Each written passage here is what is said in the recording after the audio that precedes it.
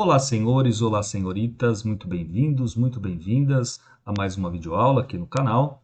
Dessa vez, uma aula de literatura, dando continuidade aos nossos estudos sobre o humanismo. Moçada, com esta aula, nós finalmente terminamos a nossa viagem sobre os pilares do humanismo. Quais seriam? Dante Alighieri, Francesco Petrarca e Giovanni Boccaccio, certo? Nós já temos duas aulas sobre os dois primeiros, uma aula de cada um.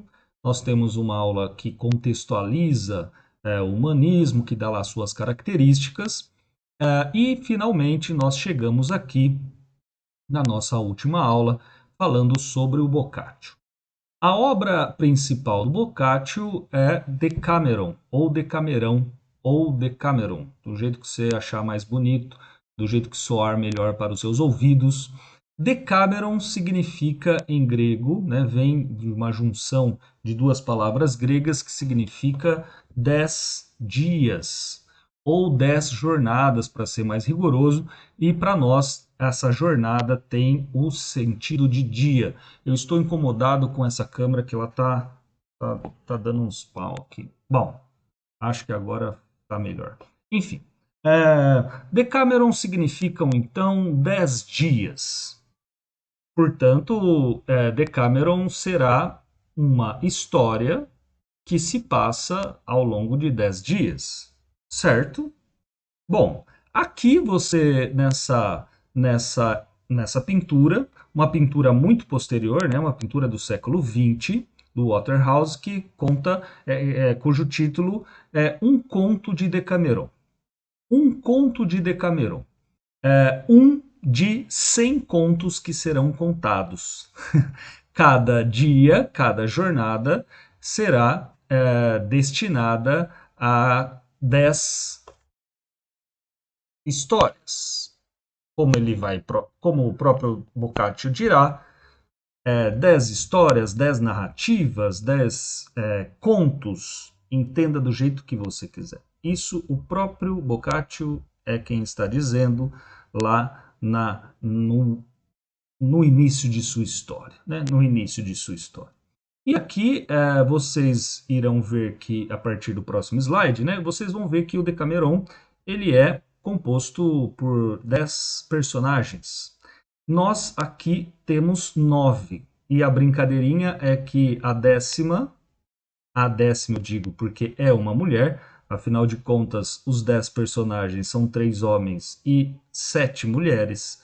A piadinha interna é que Waterhouse ele quis dizer que a sétima mulher é quem estava pintando. E, gente, faz todo o sentido do mundo. Todo o sentido do mundo. Afinal de contas, como nós estudaremos, o Decameron, ou melhor, a proposta de Boccaccio é fazer uma arte pela arte.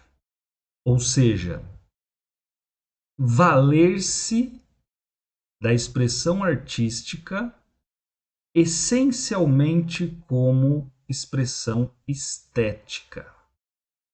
E é aí o ponto principal do Decameron, e é aí o que faz com que diversos e diversos estudiosos dizem ser Boccaccio o inaugurador de fato do humanismo, ou se não tanto, aquele que de fato conseguiu consolidar o humanismo, certo? Bom, então o que vocês estão vendo aqui? Né? Nós temos 6 mulheres, 3 rapazes, 2 aqui e o casalzinho aqui, né? 6 mulheres que estão apreciando, ou melhor, 5 mulheres que estão apreciando uma das tardes em que se dá lá o costume, em que se tem, né, o costume de contar uma história, né, de contar uma história. Bom, como eu disse, a brincadeirinha, né, a piada é que a sétima mulher estaria pintando, registrando este momento. Vamos lá para que a gente possa falar melhor. Bom, o cenário em que se dá o Decameron, lá do meados do século XIV, é a Florença da Peste Negra de 1348. Moçada, bom, antes disso, né? Dada a anarquia em que se encontra a cidade, 7 mulheres e 3 homens nobres decidem fundar uma vila. Para se entreter, passam os dias contando histórias. Tal como nós fizemos lá com o Petrarca e com o Dante, formalmente, Decameron é composto por 100 novelas divididas em 10 dias, sendo contadas por 10 dias. Aliás, não é por 10 dias, né? Preciso arrumar, só não vou arrumar agora porque senão sai tudo de foco aí. 10 dias, né? Bom, o cenário é lá o da Peste Negra. Moçada, não é o cenário apenas de Decameron. É o mundo em que Boccaccio vive. Vamos imaginar o que está acontecendo. Florença foi um dos últimos lugares em que a peste apareceu, né? Em que a peste pelo menos tomou conta da cidade. O Decameron ele é chamado de história moldura, né? Também é uma das inovações aí que o Boccaccio faz. O que é uma prosa moldura? O que é uma história moldura? É uma história principal e dentro dessa história principal, então dessa história que molda, né, que enquadra, aliás, essa história principal, ela enquadra diversas outras histórias, ou como, repito, aquilo que o próprio Boccaccio dirá, você pode entender como fábulas, histórias, contos, o que você quiser, né? O que você quiser. Veja que ele não está preocupado em definir propriamente o que se faz, mas ele está preocupado em acentuar o efeito que isso tem. Então, ele não está preocupado em categorizar, isso aqui é prosa, isso aqui é conto, isso é crônica, isso é historiografia, isso aqui é angiografia, algo que está muito, muito presente dentro da Idade Média. A literatura da Idade Média, ela é, tal como o mundo da Idade Média, ele é inteiro rotulado. Né? Quando a gente entrar lá no humanismo em Portugal, você vai ver que tem inúmeras influências. Né? Tem a poesia de Palacete, tem a prosa historiográfica, tem a crônica, tem o conto, o louvor aos santos, a angiografia, que vai contar a história de cada santo e etc, etc. Boccaccio não está preocupado com isso. Ele está preocupado com a função que essas coisas têm. Ou seja, ele está preocupado com a função que a arte tem. E para ele, a arte tem a função de entreter. Entreter é uma palavra muito ruim hoje para nós, porque né, se você tiver a par da discussão estética, da discussão filosófico-social, você vai ver que existe lá uma diferença entre arte de entretenimento, que não poderia ser considerada arte, afinal de contas faz parte da indústria cultural e etc. Mas esqueça isso por enquanto, nós estamos muito longe, né? Vamos deixar essa relação, embora ela seja muito pertinente, não é pertinente para nós aqui, certo? Então, esse entreter, né, para se entreter, significaria para fruição. Fruição. A arte ela tem uma capacidade de dar um prazer, que é o prazer estético, certo? De fornecer prazer, que é o prazer estético, em contraposição ao prazer sexual, em contraposição ao prazer dado a partir da comida, em contraposição a um prazer dado a partir do êxtase religioso, certo? Então, efetivamente, a arte aqui a partir de Decameron, ou com o Boccaccio, a arte ela vai ter esse contorno, né? Ela terá essa aura, ela é fonte de fruição, ela causa prazer, e esse prazer é um prazer chamado de prazer estético, né? Que virá depois lá no século XVIII, na Alemanha, que vai, né, entrar a estética, enfim. Deixemos isso de lado. O importante para nós como eu dizia, o... Nossa Senhora, não faz a barba, né? Fica usando máscara, abafa a bagaça. O Decameron, ele passa no cenário da peste, mas é também o que acontece com o Boccaccio. O Boccaccio chega num determinado momento que ele sai de Florença e ele vai para uma cidadezinha próxima, e reza a lenda que foi lá que ele escreveu o Decameron, certo? O que tal como contará Boccaccio lá no Decameron, o que é essa Florença? Né? Como é essa Florença? Então, qual é a história moldura que irá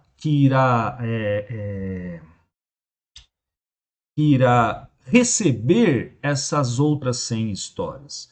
A história moldura é de um lugar que está dominado pela peste. As descrições sobre a peste, elas são muito interessantes. Então o Boccaccio, ele se preocupa em descrever, né? Olha que maravilha. Ele se preocupa em descrever o que é essa doença, quais são os sintomas dessa doença, como que a pessoa fica quando tem essa doença. Então vai contar lá que tem os bulbos, né, as ínguas, sei lá como que chama aquilo, que fica embaixo do braço, fica na virilha, e que depois elas estouram e sai pus, e conta a história que inclusive é uma doença que ataca aos porcos. Afinal de contas, um dia ele estava lá no meio da cidade, tinha um sujeito que tinha acabado de morrer, que estava largado lá no chão, e foram 2 porcos lá chafurdar, eles vão chafurdar a calça do cara que morreu, né? Então eles começam lá a enfiar o focinho, e morde de um lado, morde de um outro, conseguem arrancar a calça do cara, e passado um tempo, o Boccaccio, né, só olhando lá, o narrador, desculpa, só olhando, até que os porcos também caem. Afinal de contas, contamina, inclusive, a doença, né, a peste contamina, inclusive, aos porcos. Ou seja, essa peste ela é tão poderosa, né, ela é tão potente, que, além de matar os seres humanos, ela também mata a fonte de alimento para os seres humanos. Então, nós estamos num estado de anarquia. Né? Anarquia, eu sei que é um termo aí que não tem. Poderia estar meio anacrônico, afinal de contas, quando nós estamos falando em anarquia, a gente já pensa em uma teoria política já cunhada a partir do século XIX, mas não, tá, gente? Anarquia aqui no sentido seu mais radical, que significa um Estado sem leis, tá? Afinal de contas, anarquia também já foi uma palavra usada pelos gregos, em especial pelo senhor Platão, tá? O Aristóteles também vai comentar sobre isso. Então, dada a anarquia em que se encontra a cidade, ou seja, as pessoas estão morrendo.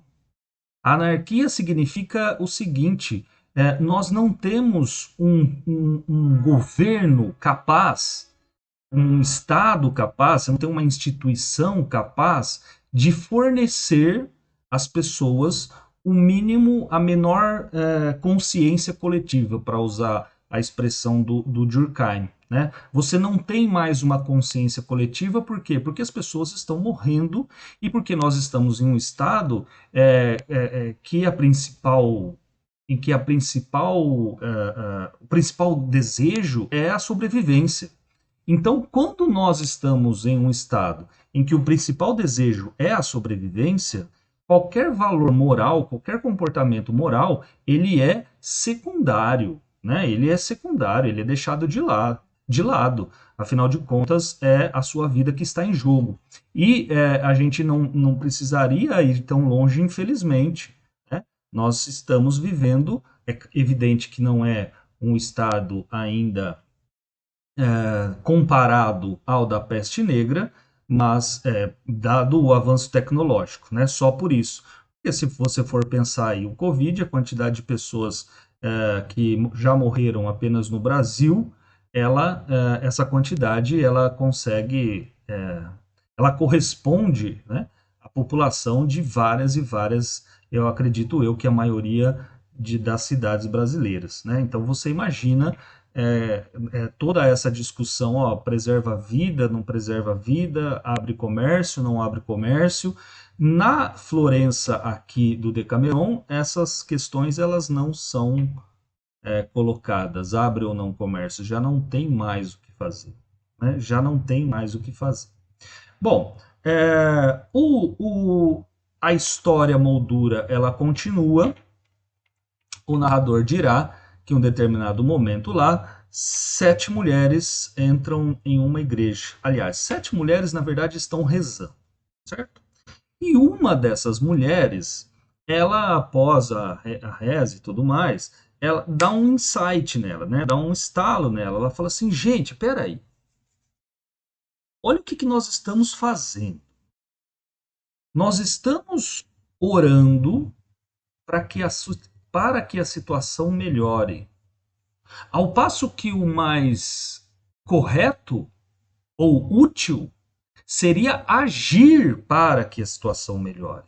Do que adianta nós ficarmos aqui dentro dessa igreja rezando, sendo que nós poderíamos nos reunir, nos unir e fazermos com que nós, pelo menos, sobrevivamos a essa situação?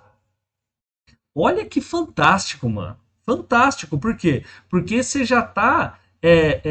Enquanto lá no Petrarca você tinha aquela tensão, né, das ações para o divino, volta para o divino, vai para a terra, não sei o quê, aqui no Decameron isso já não tem mais.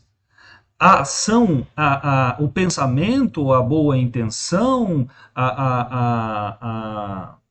o comportamento do cristão, de nada vai adiantar, está dizendo o Boccaccio. Né? Boccaccio está dizendo isso. De nada vai adiantar. É a ação que interessa. Olha o período que nós estamos. Olha que daqui a pouquinho já vai começar a revolução científica, né? Daqui a pouco já começa as críticas a harmonia pré-estabelecida do cosmos. Então, daqui a pouco você já começa o homem cada vez mais e mais como um agente histórico, né? Então, são essas sutilezas, né? Entendendo essas sutilezas que você conseguirá aprender melhor aquilo que o Cameron tem para nos trazer. E aí, o que acontece? Uma das mulheres, que eu não me lembro o nome, não, acho que não vou decorar nunca na minha vida o nome dessas 7 mulheres, e nem dos 3 rapazes. Uma das mulheres, a mais velha, mais bem decidida, todas elas, ela com 28 anos, e é engraçado por quê? Porque o Boccaccio ele vai dizer assim: todas as 7 mulheres muito bem formadas, de famílias de famílias nobres, todas elas com mais de 18 anos. E por que isso é engraçado? Porque a gente está no século XIV. E, gente, o Decameron, ele tem entre, né, são 100 histórias, velho. Tem uma porrada de histórias que são picantes, né, que são bem sexualizadas ou erotizadas. E é interessante porque no século XIV o cara tá falando que todas as mulheres são maiores de 18 anos. O que me levou a pensar foi o seguinte: mas será que havia uma preocupação de fato com as mulheres terem mais de 18 anos para poder transar? Ou para poder escutar, né? histórias eróticas, porque se nós olharmos apenas para a história, 10 anos, 12 anos, já estava todo mundo no leco-leco, né? Já tinha, né? Enfim. Mas há uma preocupação aí do Boccaccio em relação a isso. E aí uma das mulheres, né, a mulher mais velha que tem 28 anos, quer dizer, todas muito novas, né? 28 anos, ela diz assim: bom, eu acho que nós deveríamos sair daqui né, ao procurarmos a nossa sobrevivência, que a gente saia da cidade. Aí todas, não, não, é nós, vamos fazer isso, é o que há, e etc, etc, etc. Aí uma delas vai lá e fala assim, pois é, mas tem um problema, né? Tem um problema, porque se for só as mulheres, a gente vai ficar bem um dia, 2 dias, mas a gente não consegue se organizar se não tiver uma ordem, se não tiver a presença de homens. Os homens são aqueles que organizam a nossa vida e a partir dessa organização a gente se vira muito bem, a gente vive muito bem. Mas se não houver a presença de homens, a gente não vai conseguir ficar lá bem por 2 dias. Uma olha para a outra e fala: Nossa, é verdade, é mesmo, e agora, né? O que a gente faz? A gente vai ter que ir atrás, mas nós somos nobres, nós somos da nobreza florentina, a gente vai sair por aí caçando homem? E quando ela fala isso, aparecem 3 rapazes também da mesma linhagem, todos muito bonitos e educados e eruditos e etc. E inclusive um dos rapazes lá é namorado de uma das moças. E aí o plano é contado a eles topam na hora, falam assim, let's go, né? Vamos embora, vamos então criar o nosso lugar. Vamos fundar a nossa cidade. Bom, e aí, né? Eles saem da cidade, vão para uma cidadezinha lá próxima e acham um castelo abandonado. Pegam os seus criados, olha só que filho da puta, né? Junto com as 7 mulheres e os 3 homens, tem os criados das mulheres e os criados dos homens. Lógico, né? Para manter o status quo. Enquanto, enfim, já continua. E aí, o que acontece? Eles vão lá para pra essa cidadezinha, encontram um palácio lá. Quer dizer, o Boccaccio está fazendo alusão ao Fugere Urben, né? Ao Fugere Urben, que é essa fuga do ambiente urbano, a procura pelo local ameno. Então, você tem algumas características aí muito presentes que serão retomadas lá pelo arcadismo em Portugal, né? Que já estão presentes aí no Decameron. E aí o que acontece, velho? Se estabelece o seguinte, se estabelece que nós temos 10 pessoas, por quê? Porque os outros criados não contam, os criados eles continuam a fazer aquilo que eles já faziam, ou seja, eles preparam a mesa, eles preparam a cama, eles preparam o banho, eles limpam a casa e etc, etc. Então, para eles não há voz nenhuma. Mas então, aos nobres a voz se coloca.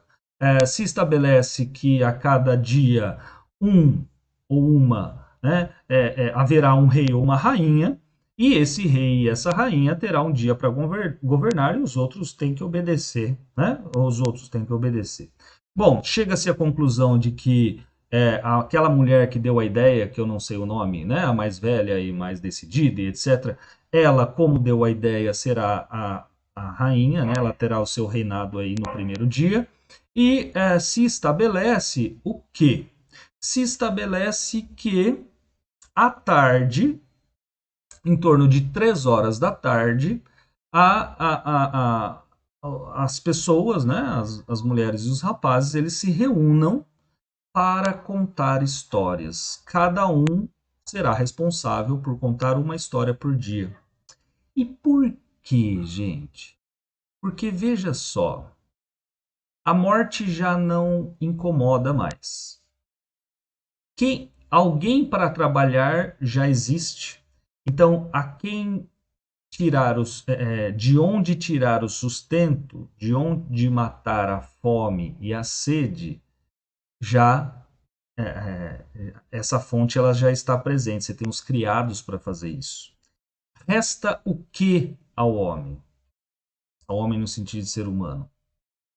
Resta a fruição estética, o entretenimento, o prazer originado a partir de tudo aquilo que é artístico: música, dança, poesia, teatro, etc, etc, etc.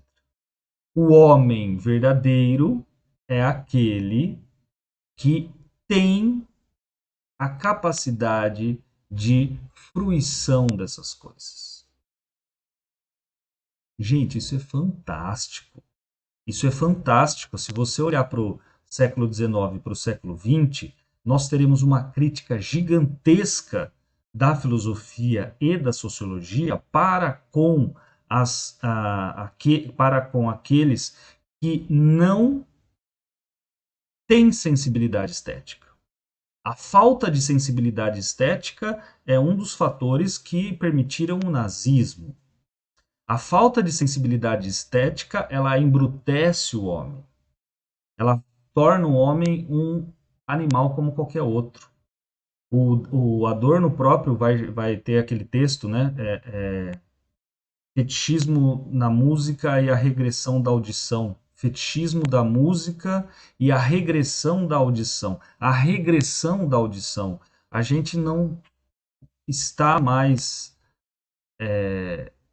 capacitado a ouvir músicas clássicas, a gente só consegue ouvir o pagode, o sertanejo, o funk, etc, etc, né? A regressão da audição, regressão da audição. E o que o Boccaccio está chamando a atenção é para esse aspecto da arte. A arte, sim, ela faz com que o homem seja homem. A sensibilidade estética é a responsável por fazer do homem um ser humano. E por que o contar de histórias? Porque essa rainha, né? Essa rainha, essa mulher mais velha, ela dirá abertamente: olha, se a gente não contar histórias, vocês vão querer ficar jogando aí xadrez, sei lá, vocês vão querer ficar jogando jogos de tabuleiro, jogos de cartas, e aí um ganha, fica feliz, o outro perde e fica triste. Pelo menos ao contarmos histórias, todos nós ficamos felizes. Então, de fato, é a procura por esse prazer estético. E o mais importante, o mais sensacional, o prazer estético, ele é um prazer amoral. Amoral. Em outras palavras, a arte, ela é amoral.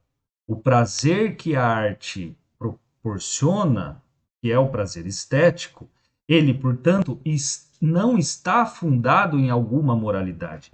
Gente, isso é maravilhoso. Por quê? Porque o Boccaccio está dizendo o seguinte: as pessoas, as 10 pessoas, todas elas são de suma erudição, são religiosas, inclusive se encontraram na igreja, né? Elas têm então uma moral cristã muito bem fundada, a todo respeito, a toda a polidez que a nobreza exige, porém, isso é maravilhoso, né? A hora que eles começam a contar,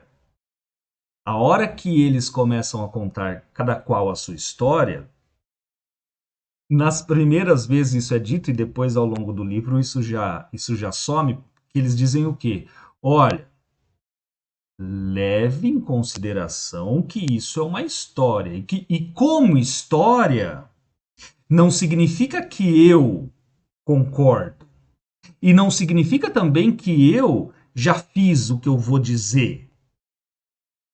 Gente, isso é maravilhoso, né? A arte proporcionando uma vida menos crua, né? Uma vida menos crua. Então, Por quê? Porque o que você vai ter em cada dessas novelas? Você vai ter novela não, em cada uma dessas histórias. Você vai ter muita risada, você vai ter assassinato, você terá mentiras, ou seja, todos os pecados capitais estarão presentes lá. Porém, o mais sensacional é que, por tratar-se de arte, esses pecados capitais não serão julgados. As pessoas que contam histórias sobre pecados capitais não serão julgadas. Esse que é o fantástico. Então, o que acontece? Vivamos no mundo real. Estamos aqui, vivamos no mundo real, vamos valer da arte para que a arte vamos viver com a arte para que a arte faça aquilo que ela deve fazer por excelência. Ou seja, capacitar um mundo da imaginação, né? Possibilitar um mundo diferente desse. Possibilitar um mundo diferente desse. Mano, isso aí o Marcuse vai falar, né, da escola de Frankfurt lá, ele vai falar no século XIX, no início do século XIX. A autonomia da obra de arte. A arte enquanto possibilidade de alterar o mundo. É isso que esses caras estão fazendo. Né? Afinal de contas, de que me vale a lealdade, a fidelidade e mais todos os 10 mandamentos se a sociedade ela está completamente desestruturada? Se nós estamos vivendo num estado de anarquia. Né? Então, para encaminhar aí para o final, o que nós teremos? A gente vai ter diversas histórias, como eu disse, em que não se julga o que aconteceu, se ri, se comenta, né? Nossa, que legal, olha só, o cara fez isso. Isso que, por exemplo, tem. Gente, a primeira história ela é sensacional. A primeira história é a história do Chapeleto. Chapeleto é o cara que. Ele é o diabo na Terra. E mais do que ser o diabo na Terra, ele é o cara que mais infringiu que mais cometeu os 7 pecados capitais, e ele sente prazer nisso. Ele sente prazer, ele gosta mesmo de fazer o errado. E aí o que acontece? Tem lá um sujeito que precisa receber uma grana dos lombardos. E os lombardos, eles são muito grosseiros, né? Eles são muito agressivos. E o cara que tem essa grana para receber desses lombardos, ele tem medo de chegar lá e cobrar, afinal de contas ele pode morrer. E aí ele chama o Chapeleto, fala: Chapeleto, vai lá para mim, cobra lá os caras, velho. Eles sabem da sua fama, você também é casca grossa, vai dar certinho, vai lá e cobra para mim e beleza. Aí o Chapeleto, nossa, mas na hora, né? Eu falei: é com nós, é com nós. Fazer coisa errada é com nós mesmo. E aí ele vai, ele é hospedado em uma casa por 2 pessoas, né, com 2 caras lá que o hospedam, e só que no dia que ele vai ser hospedado ele cai de cama e assim uma doença fulminante, provavelmente a peste. Para ser como o Chapeleto ele é super mal, né, e a fama dele corre por todos os cantos, ele não será batizado, não será dado a ele um enterro cristão. E aí esses 2 caras falam: mas espera aí, não, se nós formos responsabilizados por esse cara não ser enterrado da maneira cristã, nós está perdido, vamos morrer. Então vamos fazer com que esse cara, esse cara seja enterrado, né? Tenha um enterro, um velório cristão. E aí eles dois, né? Eles dois vão lá na paróquia mais próxima e encontram um padre. O padre, para que, né, contam toda a história, e o padre vai lá para ouvir a confissão do Chapeleto. E aí os dois, e aí os dois ficam atrás do biombo, só escutando a confissão do Chapeleto. E tal como acontece lá no Dante, né, que no Dante o inferno ele vai ficando cada vez mais, os pecados capitais eles vão, né, crescendo cada vez mais de importância e de intensidade, né, quanto mais alto o grau, né, o grau de cada pecado capital ele tem um certo número. A mesma coisa acontece a hora que o padre vai lá ouvir a vai ouvir a confissão do Tiapeleto. Ele começa pelos mais leves até chegar aos mais pesados, né? Ele fala: o senhor cometeu o pecado da luxúria? Ele falou: seu padre, eu sou virgem, nunca que eu transgredi meu corpo e blá blá blá e blá blá blá. Nossa, o senhor é virgem, puxa vida, que coisa. Mas o senhor alguma vez já cometeu o pecado da gula? Já, seu padre. Um dia estava eu com muita fome e queria lá me alimentar de uma coisa, eu não lembro o que ele tinha visto lá. Ele falou, eu quis me alimentar daquilo lá, porém eu disse ao meu corpo que aquilo não era o ideal, não era o correto, e continuei com minha alimentação de pão e água. A minha vida toda eu só me alimentei de pão e água. Nossa, e aí, velho, e os caras lá atrás do biombo rachando o bico. Rachando o bico, né? Por quê? Porque eles conheciam o Chapeleto. O senhor já teve vontade de matar alguém? Ou o senhor já matou alguém? Já tive vontade, porque um dia eu vi um homem que estava batendo, que estava xingando, menosprezando uma mulher. Me deu uma vontade muito grande de dizer a ele, né, de proibi-lo, de proibir que ele fizesse aquilo e etc, etc. E aí eu chamei a polícia, o homem foi preso e tal. Ah, mas tudo bem, né? Desejar a morte de alguém que faça isso é totalmente cristão, tá perdoado e tudo mais. E assim vai, e assim vai, assim vai. Chega no momento em que o padre fala assim: o senhor é um santo. O senhor é um santo, o senhor nunca pecou, o senhor não sei o que, né, entendeu? Entendeu? E aí, né, absolve, dá lá o benzimento, e ele fala assim: olha, espero que o senhor, né, ainda o que o Chapeleto conseguiu, a partir da sua persuasão, ele conseguiu convencer o padre. Ou se o senhor está falando que eu sou tão bom assim, então o senhor me reserva um enterro no seu mosteiro. Gente, no mosteiro só clérigo, só gente da igreja, né? E ele falou: não, com certeza, o senhor será enterrado lá no cemitério do mosteiro, da igreja lá e tal. E aí ele morre, né? E o padre volta lá para sua igreja e o Chapeleto, no meio da noite, assim, ele morre. O corpo é levado para a igreja na hora do sermão, né? Então, um monte de gente lá para ver quem que tinha morrido e tudo mais. O padre que recebeu a confissão de Chapeleto vai lá e começa a falar. Este homem, ele foi um santo. Ele nunca manteve relações sexuais. Ele nunca comeu além do pão e da água. E vocês, seus incrédulos que têm, né? E começa a falar, fazer um puta de um sermão para a população. E a população fala assim: mano, esse cara é um santo, esse cara é um santo, esse cara é um santo. E todo mundo quer passar a mão nele e cria aquele furdúncio, aquela barbaridade.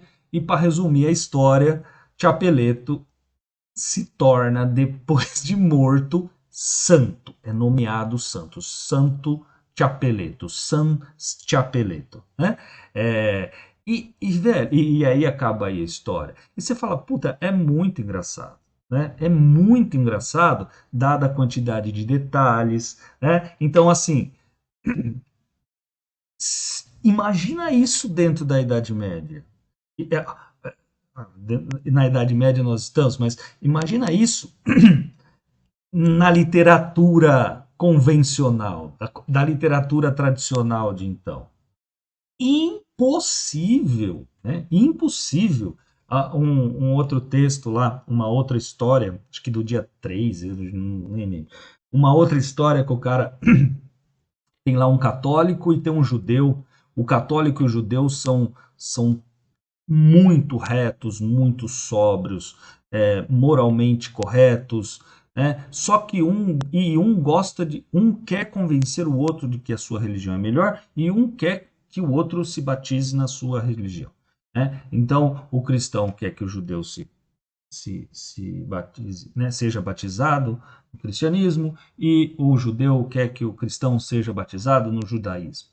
E conversa vai, conversa vem, e todo dia a mesma coisa, blá, blá, blá, né? Até que um dia o judeu fala: o senhor fala tanto do cristianismo, eu vou fazer o seguinte: eu vou lá para Roma, vou ver como que o pessoal é de lá, né? Vou ver o comportamento lá do clero, e aí, se tudo isso que você está me falando for verdade, se o cristianismo for tão bom do jeito que você fala, eu me torno cristão.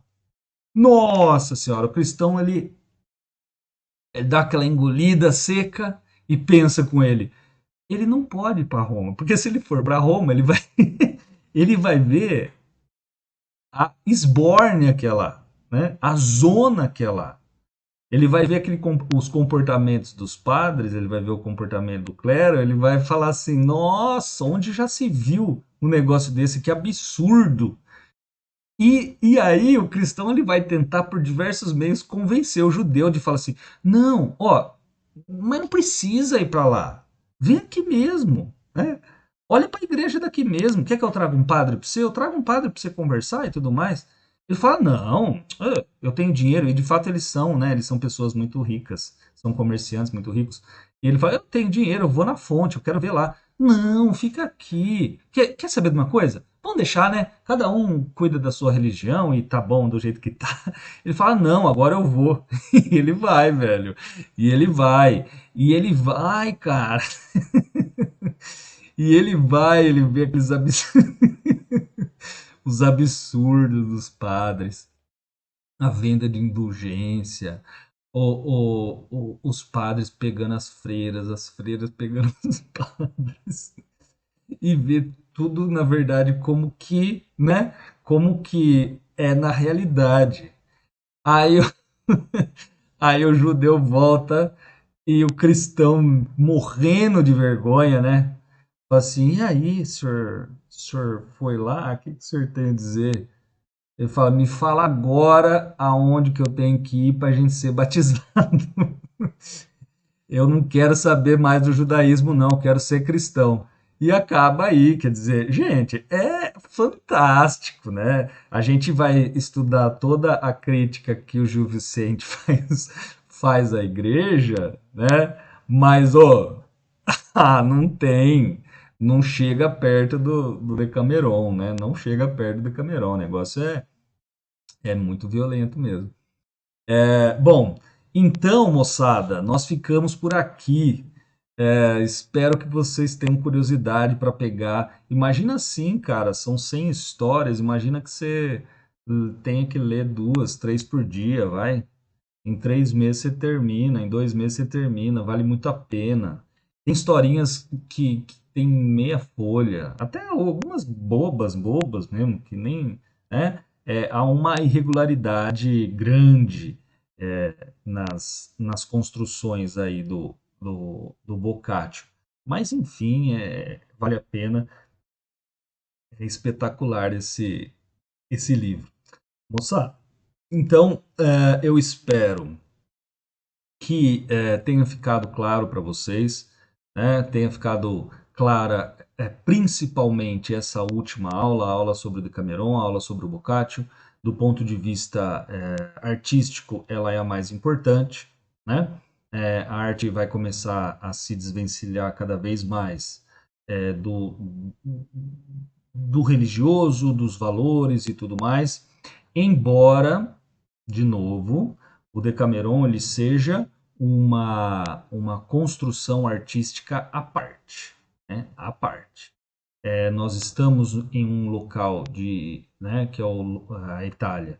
A gente está dentro de um ambiente de extrema valorização cultural, uma valorização humanista, né, no sentido rigoroso do termo. Então, quer dizer, procura por textos greco-romanos, uma volta aos ideais romanos em especial, uma valorização da filosofia, da retórica, da história, da poesia, da gramática, mas essa obra ela é uma obra muito além do seu tempo. Ainda, se a gente for pensar dentro das artes plásticas, mano, você vai ter ainda o barroco. O barroco vai ter essa preocupação com a religião ainda muito forte. Dentro do humanismo em Portugal, você terá o Gil Vicente, propriamente, né, que vai lá fazer uma defesa da religiosidade e não das instituições religiosas, isso é muito importante, da religiosidade. Então, né, nos seus autos terá lá uma preocupação moral, coisa que aqui no Decameron não tem. Mas isso é normal, né? Afinal de contas, tal como acontece e aconteceu aqui no Brasil, em Portugal, os períodos, né, os períodos em que são divididos a história propriamente, ou a história da arte, ou a filosofia, o que quando acontece, acontece lá na Itália, acontece na França, acontece na Alemanha, e demora para chegar, né? O humanismo ele demora para chegar em Portugal. Assim como a filosofia que está acontecendo nos grandes centros demoram para chegar lá em Portugal. Então, Portugal estará sempre atrasado em relação, embora seja uma potência econômica, né? E disso nós falaremos logo mais. Embora seja uma potência econômica, ele está sempre atrasado em relação aos períodos artísticos, em especial aos períodos da cultura ocidental. O que acontece aqui no Brasil também, né? É normal, até conseguir chegar aqui um pensamento demora lá 50 anos, 100 anos, 200 anos, dependendo do caso. Beleza, gente? Então, próxima aula nós começamos aí com o humanismo em Portugal. Próxima aula nós começaremos a falar sobre Fernão Lopes. Beleza? Beijo para vocês. Os aguardo na próxima aula. Até mais.